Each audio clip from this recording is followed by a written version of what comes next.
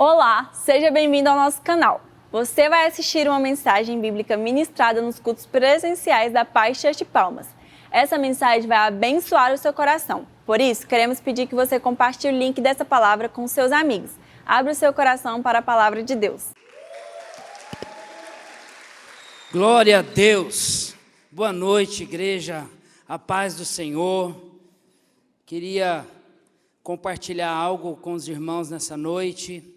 Estou aqui com essa missão que o nosso pastor nos deu e ele está numa conferência em Belém, deixou um abraço para a igreja e nós fomos incumbidos de repartir com os irmãos uma palavra sobre construindo sobre a rocha. Queria ler o texto-chave dessa mensagem, Mateus capítulo 16, a partir do verso 15. E vocês, perguntou ele, quem vocês dizem que eu sou?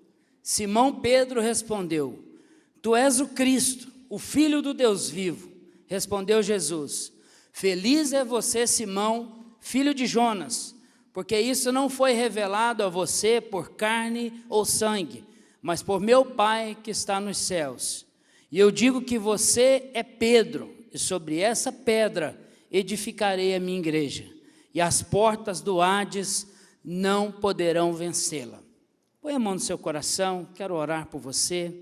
Pai, nós queremos nessa noite continuar em adoração ao Senhor, queremos continuar, ó Deus, entregando e recebendo do Senhor nessa noite. Aceita o nosso culto, a nossa adoração, as nossas orações, que tudo que foi feito aqui nessa casa chegue ao trono da graça do Senhor, que o Teu Espírito continue falando conosco, tira de nós todo conceito e preconceito, tira de nós todo humanismo, todo pensamento contrário à Tua palavra, tira de nós, ó Deus, tudo aquilo que afasta o mover do Senhor na nossa vida. Espírito Santo, fala conosco, que não fale o homem, mas que o Senhor fale conosco, através da Tua palavra, em nome de Jesus, amém e amém, aleluia, glória a Deus. Como construir uma vida firmada em alicerces inabaláveis? Jesus pergunta para os discípulos, o que as pessoas acreditavam a respeito dele, o que as pessoas pensavam a respeito dele. Hoje em dia, às vezes nós ouvimos, no mundo aí fora, as pessoas dizerem, mas você não tem que se importar com o que os outros pensam a seu respeito. É muito comum nós ouvirmos isso, mas aqui Jesus está preocupado, imaginando, tentando entender o que as pessoas pensavam acerca dele. E Jesus pergunta para os discípulos, o que as pessoas estão pensando a meu respeito? O que eles dizem ser o Filho do Homem? O que eles pensam sobre mim? E aí Pedro traz essa resposta, Pedro traz essa resposta tão chave, tão preciosa, tu és o Cristo, o Filho do Deus vivo. E Jesus fica maravilhado com aquela resposta, Jesus fica impressionado com aquela resposta, e Jesus reafirma, dizendo, tu és Pedro, e sobre essa pedra, sobre essa rocha, sobre esse fundamento, sobre essa verdade, eu edificarei a minha igreja. E aqui nós temos algumas interpretações desse texto. Uma delas é que essa verdade, esse entendimento sobre esse diálogo de Jesus e de Pedro, é que essa rocha, na verdade, seria Pedro. Primeira interpretação, muito comum, é de que Jesus edificaria a igreja baseado na vida de Pedro. Mas eu quero dizer que isso é um equívoco, porque no próprio texto de Mateus 16, nessa conversa, se você discorrer sobre esse texto, você vai perceber, Jesus continua ensinando, dizendo o que iria acontecer com ele, que ele iria morrer, que ele iria ser preso, que ele iria ressuscitar, E nessa conversa, nesse desabafo de Jesus com os discípulos, Pedro entra na frente e fala: não, para tudo. Eu não vou permitir isso acontecer. Eu não vou permitir que o Senhor seja preso. Não vou permitir que o Senhor morra. Esse espírito de Pedro de interromper o projeto de Deus na vida de Jesus, ele é muito visível, muito palpável, porque no jardim do Getsêmani, quando Jesus vai ser preso, quem é o primeiro a tirar uma espada e ir para cima dos soldados romanos? Pedro. Ou seja, nesse exato momento que Pedro entra na frente, confrontando Jesus, de que Jesus não poderia se entregar na cruz do Calvário, Jesus olha para Pedro e diz: afasta-te de mim, Satanás. Você não pode servir de pedra de tropeço.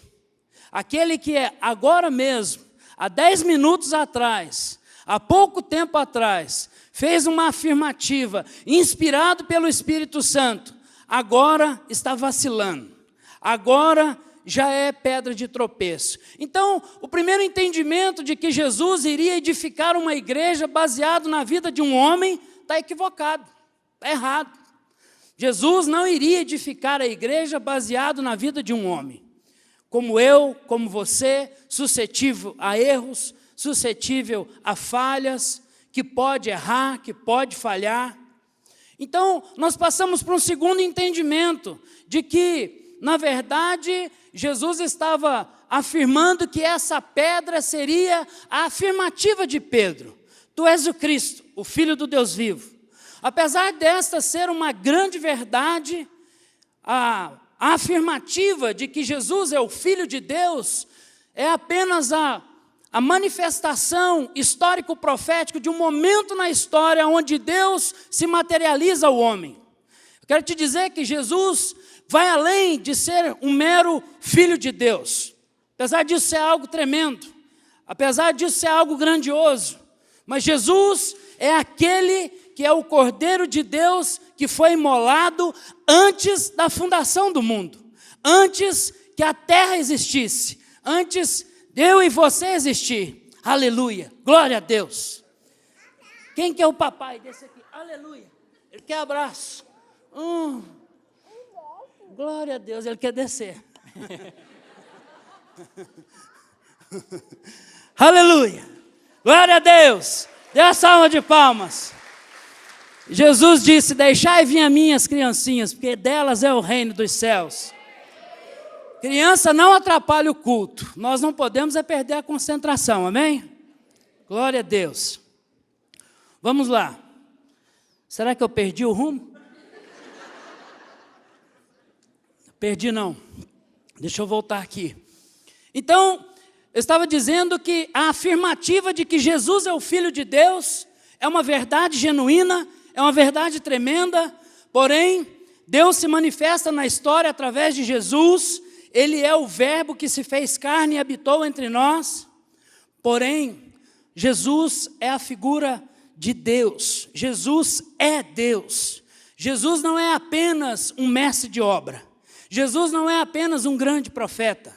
Jesus, apesar de ter essa característica de Filho de Deus, Jesus é Deus.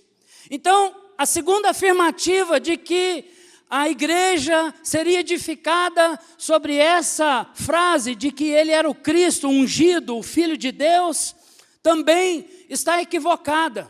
E nós vamos ficar com a terceira, que é Jesus, a pessoa de Cristo. Ele é a rocha, ele é a verdade inalterada, ele é o verbo que se fez carne, ele é o caminho, a verdade e a vida. Ninguém vem ao Pai a não ser por ele. Nós vemos a Bíblia falando acerca de Jesus, a rocha, Jesus, a pedra de esquina. No Salmo 118, verso 22, diz: a pedra que os construtores rejeitaram, essa veio ser a principal pedra angular. Quem é a pedra que os construtores rejeitaram? Quem foi aquele que foi rejeitado? Quem foi aquele que foi desprezado? Segundo o texto de João capítulo 1, que diz que ele veio para o que era seu, mas os seus não receberam. Aqueles que o recebeu, deu-lhes o poder de serem feitos filhos de Deus. Então, Jesus, ele é tido como a pedra angular, a própria pessoa de Cristo, a própria figura que Jesus representa, ele é a rocha. Atos capítulo 4, verso 11, esse Jesus é pedra rejeitada por vós, os construtores, a qual se tornou a pedra angular. O que é a pedra angular? O que é a pedra de esquina? A pedra de esquina fala de um fundamento. O apóstolo Paulo, na carta aos Coríntios, ele vai dizer que não podemos colocar outro fundamento a não ser Cristo.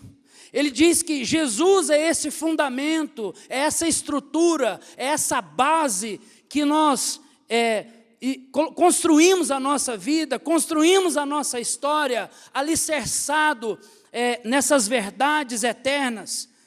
Essa rocha, essa estrutura que não se abala. Assim como o salmista diz que os que confiam no Senhor são como os montes de Sião, são como as rochas de Sião, que não se abalam, mas permanecem para sempre. Amém? Isso fala de algo eterno, isso fala de algo que não muda, que é imutável.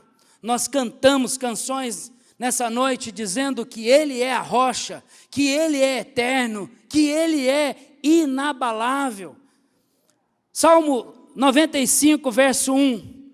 Venham, cantemos ao Senhor com alegria, aclamemos a rocha da nossa salvação. Ele é a rocha da nossa salvação. Por que que tem tantos textos reafirmando que Jesus é a rocha? Por que que a Bíblia fala tanto, traz tanta ênfase de que Jesus é essa verdade que não se abala, essa verdade eterna, esse Deus imutável, esse Deus que não muda e que não há sombra de variação? Isaías capítulo 64, ele diz: desde a eternidade, desde a antiguidade, nunca se viu um Deus como o nosso Deus, um Deus que trabalha por aqueles que nele esperam. Esse Deus desde a antiguidade, esse Deus que não muda, esse Deus que não há sombra de variação, esse Deus que projetou uma história para mim e para você desde o Éden.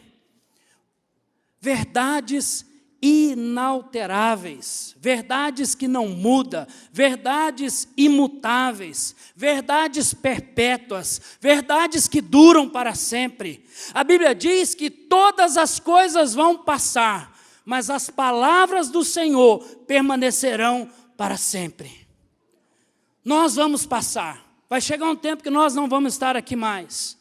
Vai chegar um tempo que essas estruturas de concreto não vão estar aqui mais. Mas a palavra do Senhor permanecerá para todo sempre. E isso fala de uma verdade que não muda. E nós queremos, nessa noite, trazer esse despertamento para a igreja de princípios elementares. Eu não vou pregar nada novo, eu não vou falar de algo que você nunca ouviu, mas eu vou simplesmente enfatizar essa pedra de esquina, essa pedra angular, esse fundamento que não pode ser alterado, que não pode ser mudado, modificado, tirado de lugar. Na foto da mensagem, eu conversando com o Patrick, eu falei, coloca uma fortaleza, coloca um castelo. E nós vemos ao longo da história as edificações falando muito disso. E hoje nós percebemos que as nossas construções, elas são mais flexíveis. As nossas construções é feita de gesso acartonado, é feito, agora tem até tijolo de gesso, porque tudo é pensado e imaginado em como desfazer. Vamos construir agora para daqui a pouco mudar, para daqui a pouco mexer, daqui a pouco tira de lugar, daqui a pouco faz diferente. Mas os nossos avós, os nossos bisavós, eles lidavam de maneira mais simples com verdades eternas.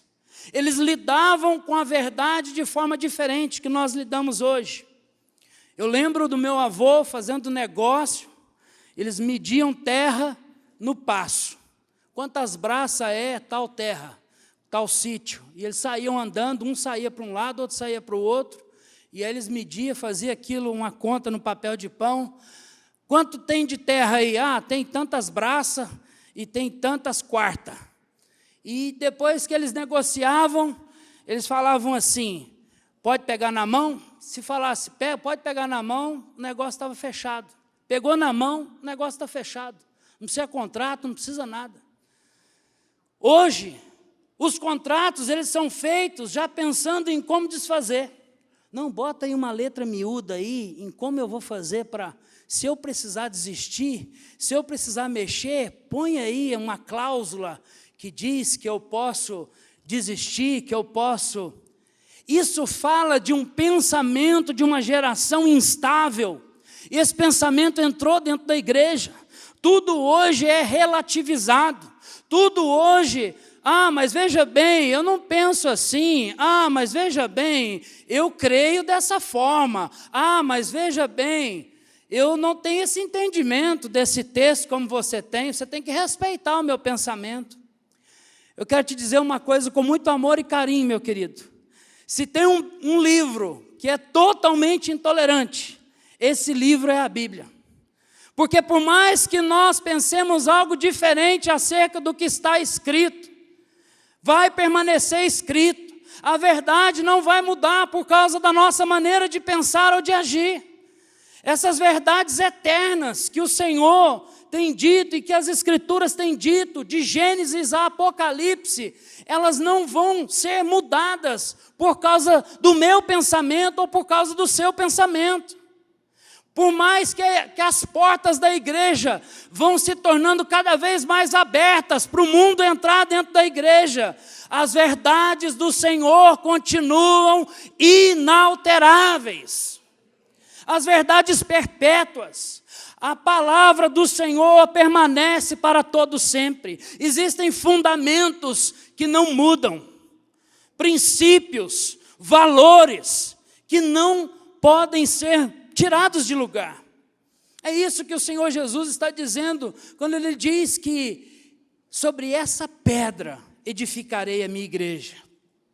Mas como? Como então construirmos uma vida, construirmos a nossa família, construirmos a nossa história, educarmos os nossos filhos com fundamentos que, quando chegar o dia mau, quando chegar a tempestade, nós estejamos firmes e inabaláveis.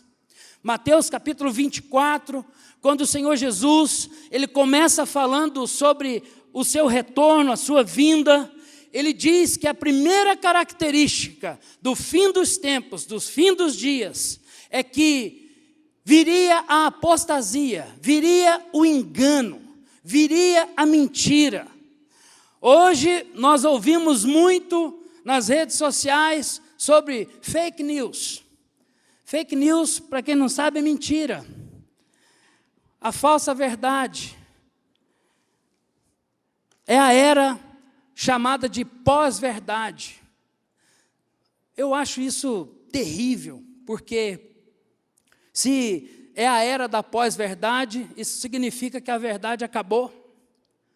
Mas nós somos o último ponto de resistência da sociedade, que vamos manter as estacas, vamos manter a bandeira do Evangelho, vamos manter a bandeira de Jeová Nissi. Ele é a nossa bandeira, Ele é a nossa rocha, Ele é o nosso escudo, Ele é o nosso socorro em tempo da angústia, Ele é a rocha da nossa salvação. Nós vamos manter essa verdade. Então, como numa geração que já se acostumou com a era da mentira, a era da fake news, a era da pós-verdade, como então resgatar, como então ter uma vida construída e alicerçada nos pilares da verdade? Eu quero aqui compartilhar 3 verdades absolutas, 3 princípios de vida que o próprio Senhor Jesus deixou para nós. Primeiro, meditando sobre a rocha. Josué, capítulo 1, verso 8.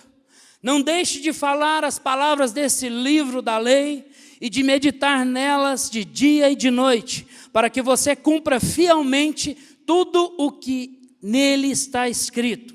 Só então os seus caminhos prosperarão e você será bem-sucedido. Uau! Quanto tempo tem esse texto?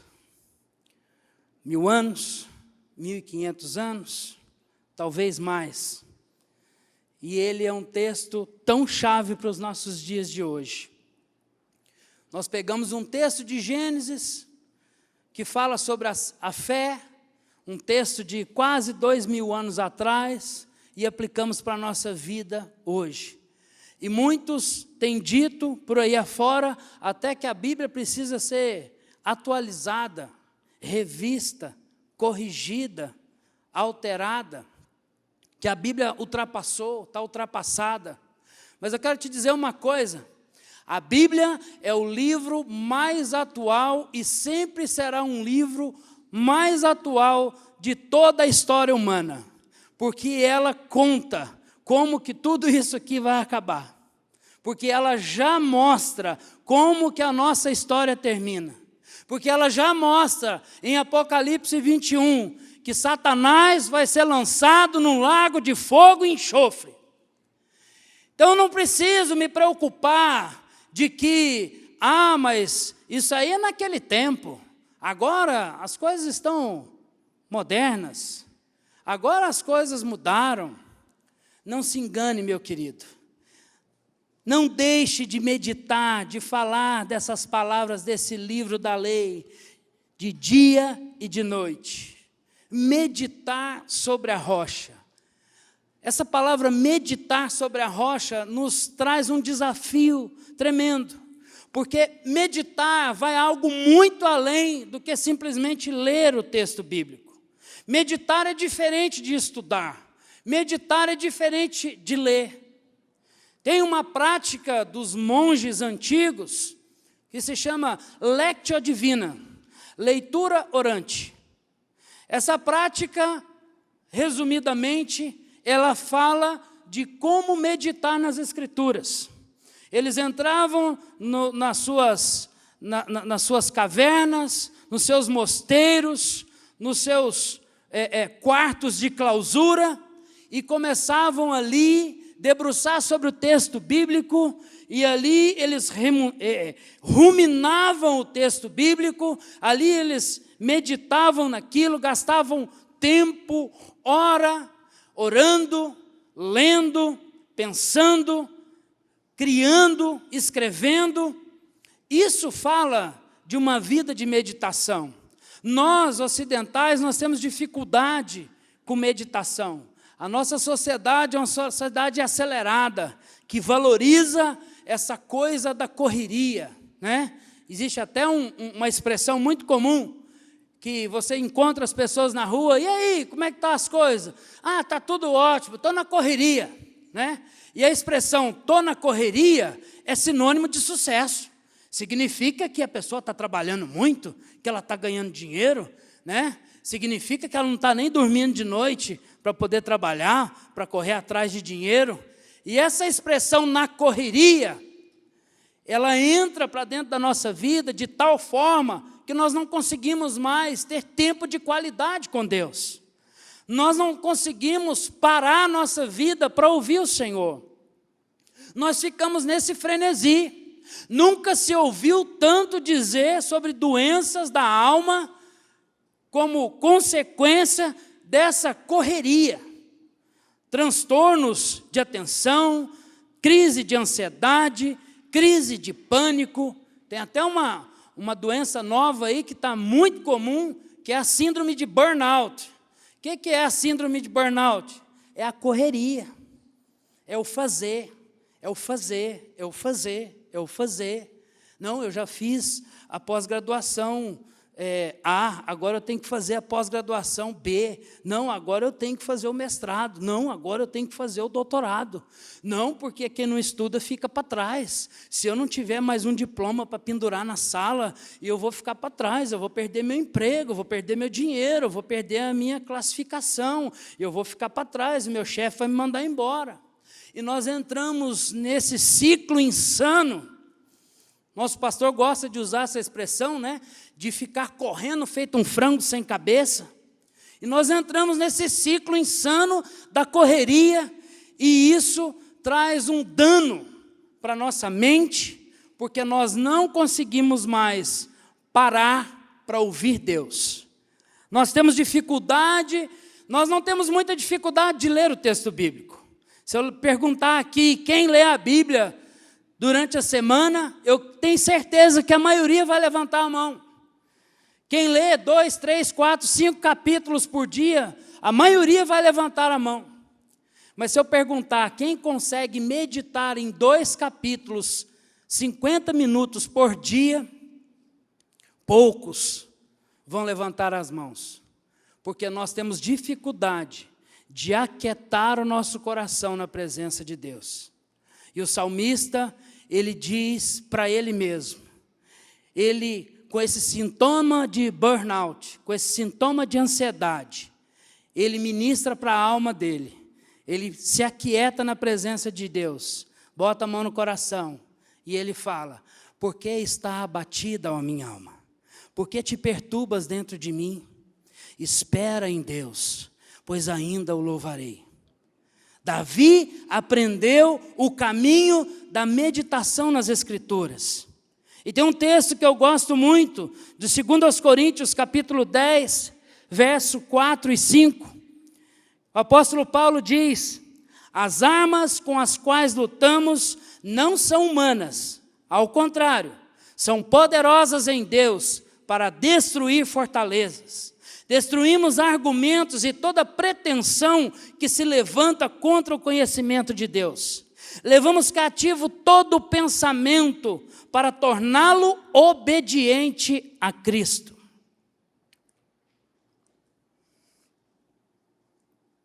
Esse texto é uma chave muito preciosa para a depressão, é uma chave muito preciosa para as doenças psicossomáticas.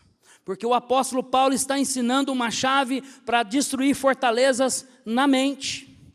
Ele está falando de um tipo de gente que tem dificuldade para lidar com as suas emoções.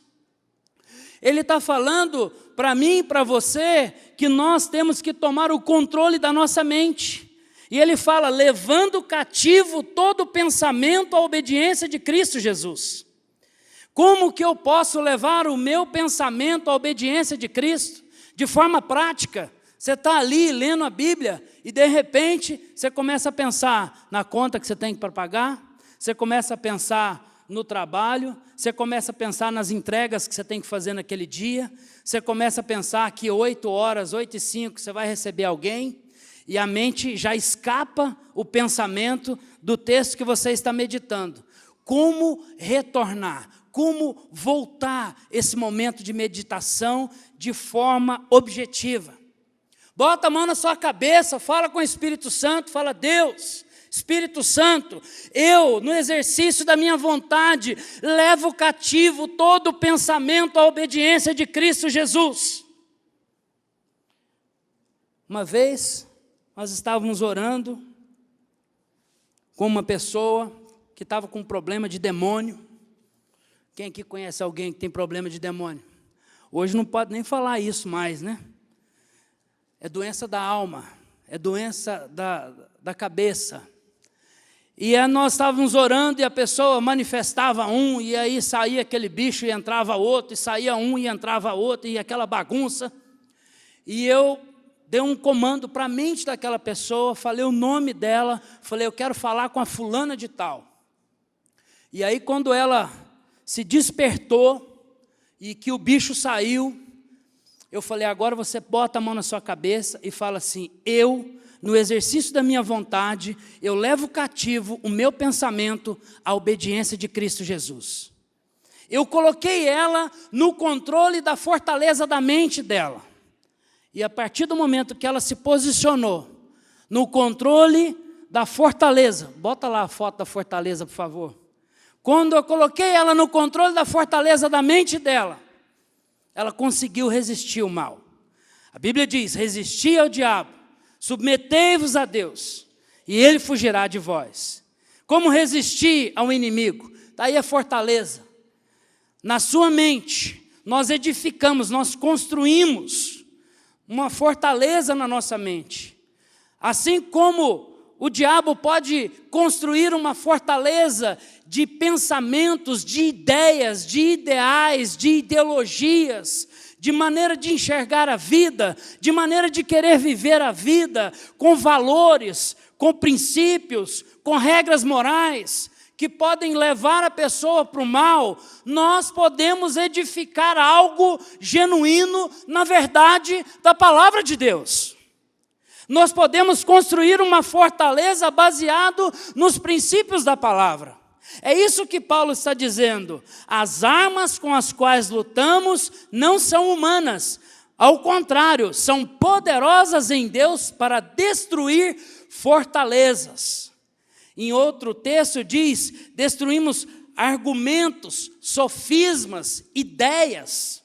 Como convencer alguém de que o certo é certo e errado é errado?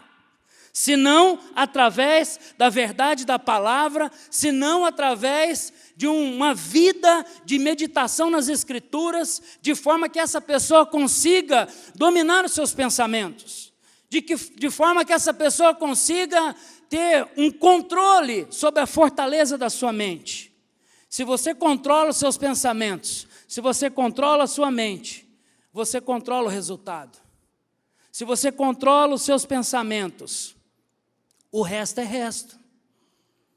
Nunca se falou tanto em neurolinguística, em técnicas de comunicação. E eu não sou contra, quem gosta de estudar isso, pode estudar, é legal, vale a pena.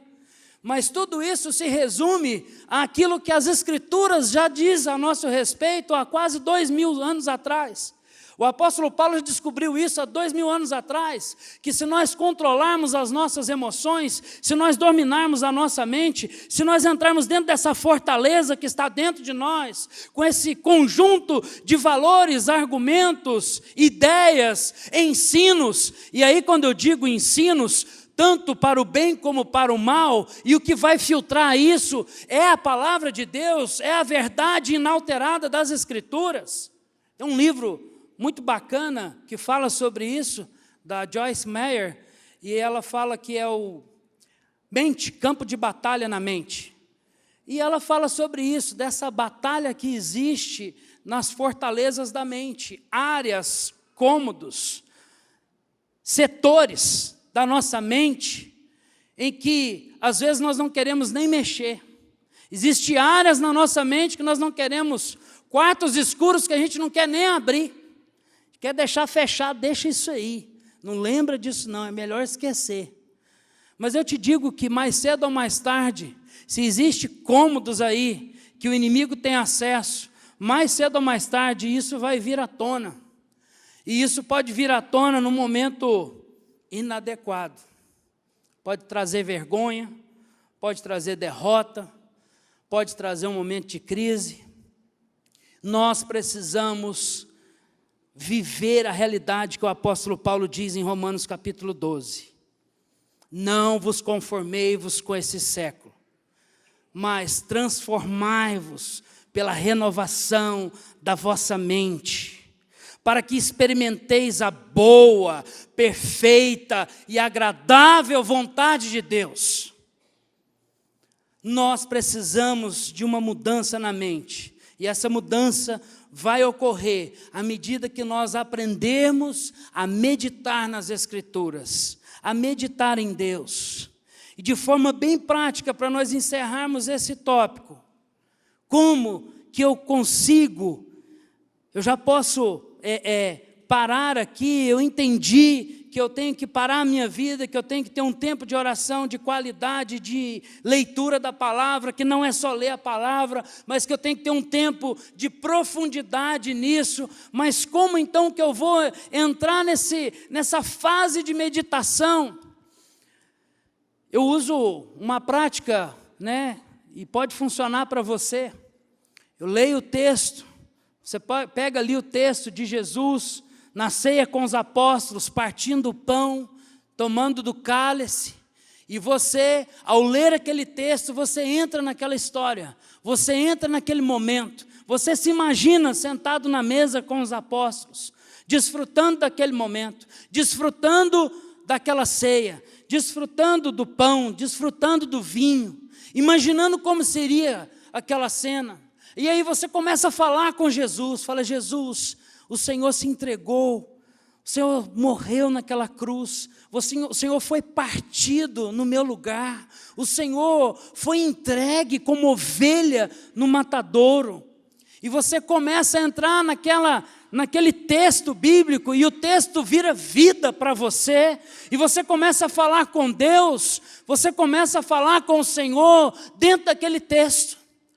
Aí você entra num nível de meditação das Escrituras, que você não precisa mais decorar versículo, você não precisa mais de regra de neurociência para decorar, e decoreba, quem fala mais de Bíblia, quem conhece mais de Bíblia, quem conhece mais de versículo. Não, isso começa a fazer parte da sua vida, isso começa a criar estruturas dentro da sua mente, isso começa a criar fortalezas que vai te proteger no dia mau. Quem está me entendendo? Amém? Segundo, orando sobre a rocha. Tendo despedido, subiu a um monte para orar. Marcos capítulo 6, verso 46. Temos vários textos mostrando Jesus dando aquela saída pela direita, aquela escapulida para orar. Mateus capítulo 14, verso 23. Tendo despedido a multidão, subiu sozinho a um monte para orar. Ao anoitecer, ele estava ali sozinho. Jesus era especialista numa vida de oração. E em tudo, Jesus foi para nós exemplo. Jesus não precisava orar para buscar poder do céu. Jesus não precisava orar para se aproximar mais de Deus. Mas o homem Jesus, em tudo, para nós ele foi exemplo, ele foi um modelo. E como modelo de homem de oração, Jesus não tinha essa de: eu estou na correria, então não tenho tempo para orar. Eu estou trabalhando muito e agora estou fazendo um curso à noite, então não tenho tempo para orar. Jesus saía do meio das multidões, saía dos seus afazeres e se retirava a fim de orar. Por que orar é tão difícil? Porque existe de fato uma batalha espiritual. Existem forças malignas te segurando para não orar. Porque sabe que o dia que você decidir orar, você vai virar uma bomba no inferno. Sabe que o dia que você decidir orar, ninguém te para. Suas emoções vão mudar, sua vida vai mudar, sua maneira de enxergar a vida vai mudar, a sua maneira de trabalhar vai mudar, a sua maneira de ser dentro de casa vai mudar, seu palavreado vai mudar, tudo em você vai mudar. Existe uma resistência. Leonard Ravenhill, um grande avivalista do século passado, que escreveu um best-seller chamado Por que Tarda o Pleno Avivamento? Ele disse uma frase chave, né? Muito falada nos nossos dias. Ele diz assim: o crente que ora para de pecar, e o crente que para de orar faz o quê? O crente que para de orar faz o quê? Volta a pecar. O crente que peca é porque deixa de orar, e o crente que ora deixa de pecar. Isso é muito sério, porque não depende mais da força humana. Quando nós entramos numa vida de oração, numa disciplina de oração, nós não estamos mais lutando com a nossa própria força, Nós entramos num nível de intimidade com Deus e isso vai externar nos nossos relacionamentos, isso vai externar na nossa maneira de falar, na nossa maneira de agir, no nosso dia a dia. E você passa a lidar com a crise de maneira diferente. Terceiro, adorando sobre a rocha. A adoração. Gosto muito desse tema. Queria ter um tempo maior para compartilhar mais sobre isso. Salmo 115, verso 8 e 9. Torne-se como eles aqueles que o fazem e todos os que neles confiam. Confie no Senhor, ó Israel. Ele é o seu socorro e o seu escudo. Esse texto, o salmista começa falando sobre o ídolo. Ele começa dizendo que o ídolo nada é, que ele tem boca, mas não fala, tem olhos, mas não pode ver, tem braços, mas não pode tocar. E aí ele reafirma no verso 8 e 9, dizendo: tornem-se semelhantes a eles, aqueles que o adoram. Que se torne igual ao ídolo aquele que adora o ídolo. Isso é um princípio. Se você adora o Senhor, você vai também se tornar igual ao Senhor. Se você adora Jesus, você vai passar a ter as características de Jesus. Mas aí quando a gente usa a expressão adoração, muitos se remetem à música. Mas a adoração é mais do que música. A música faz parte da adoração, mas a música não é adoração.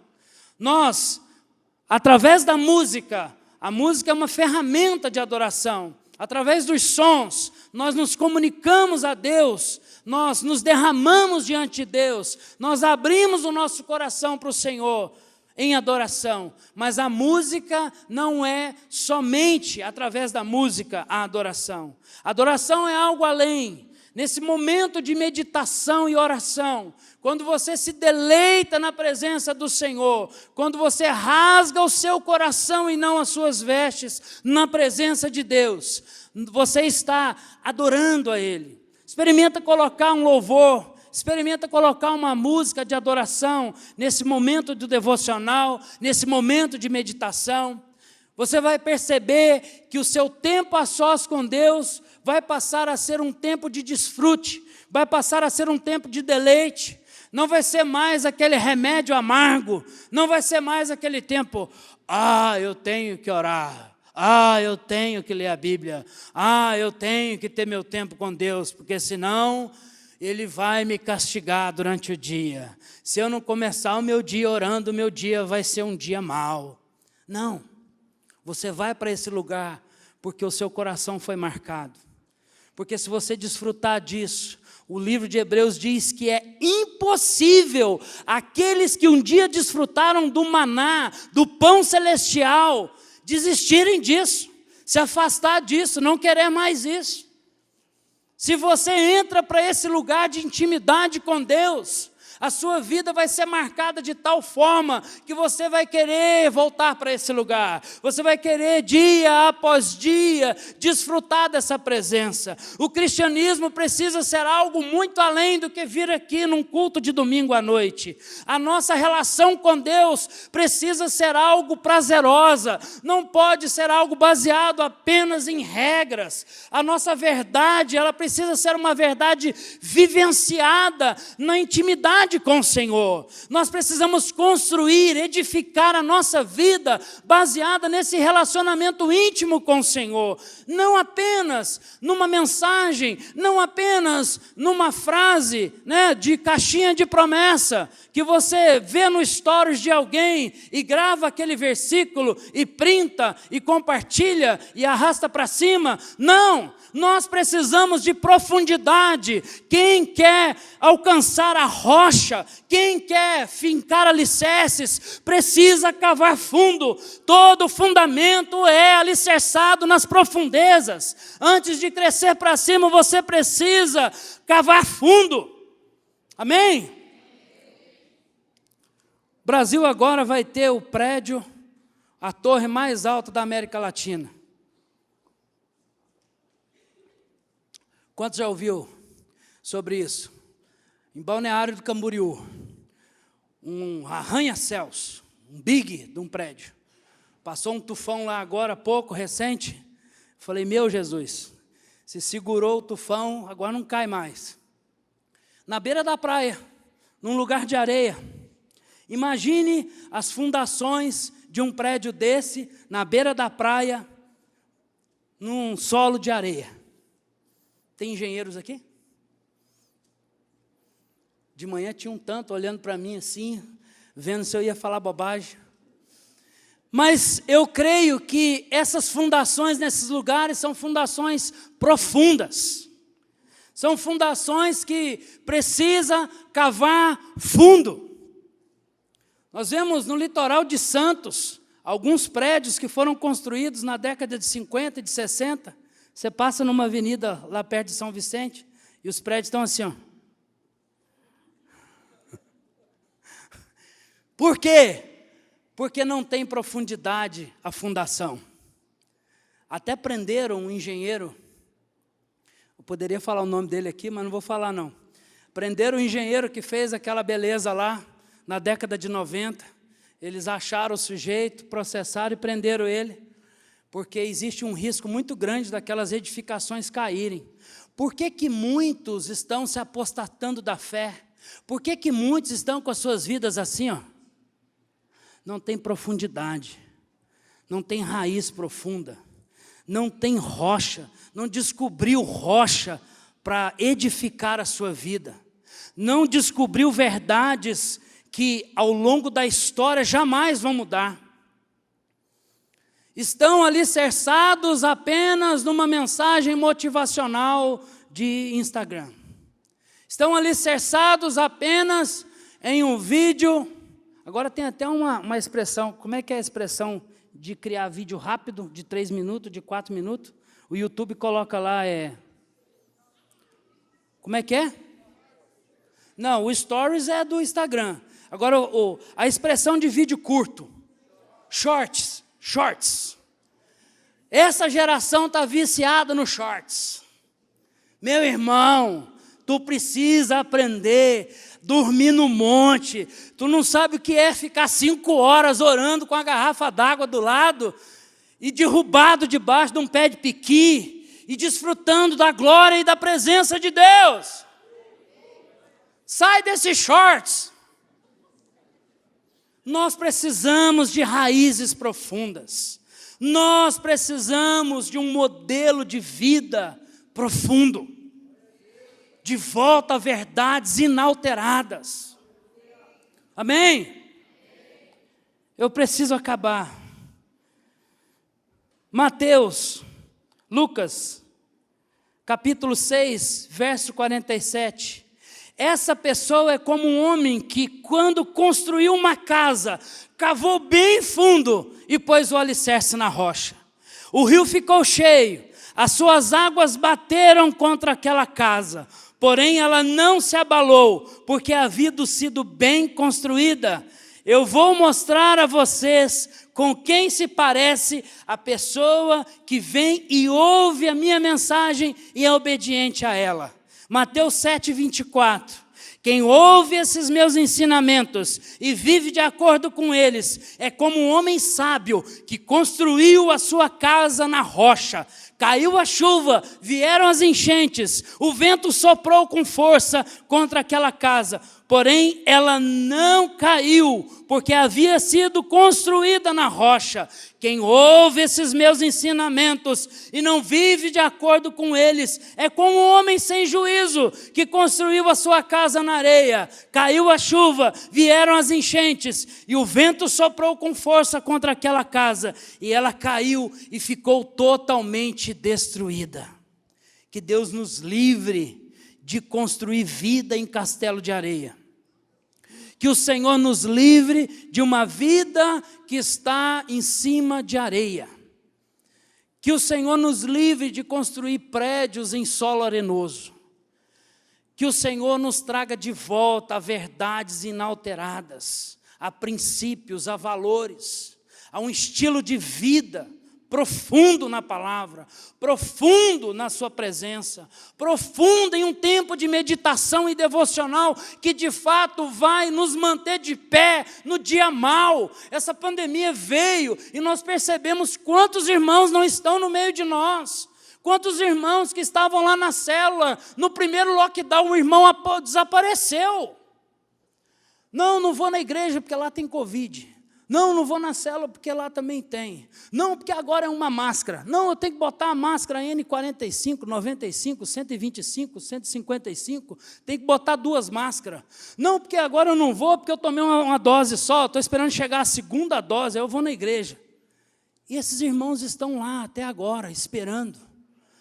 Casa sobre areia, edificou uma vida sobre um monte de areia, veio a tempestade, veio o dia mau, veio o tornado, o ciclone tropical de Santa Catarina, e o prédio não aguentou. E eu te digo mais, aqui não é o profeta do caos não, mas eu quero te dizer que os dias são maus e a tendência é piorar. Pode vir um outro ciclone, bem aí à frente. Jesus diz que essas coisas são só o princípio das dores. As dores, de fato, ainda não chegaram. Como vai estar a sua vida nesse dia mau? Como vai estar alicerçado o seu evangelho, a sua vida com Deus? As raízes que você tem com o Senhor vão estar alicerçadas aonde? Aleluia! Ele é a rocha da nossa salvação. Amém? Ele é o nosso socorro bem presente na angústia. Ele é o nosso escudo sob o qual vamos rebater todo dardo inflamado do maligno. Amém? Fique de pé no seu lugar para parecer que está acabando. Há tempo de se arrepender, há tempo de alinhar a nossa vida.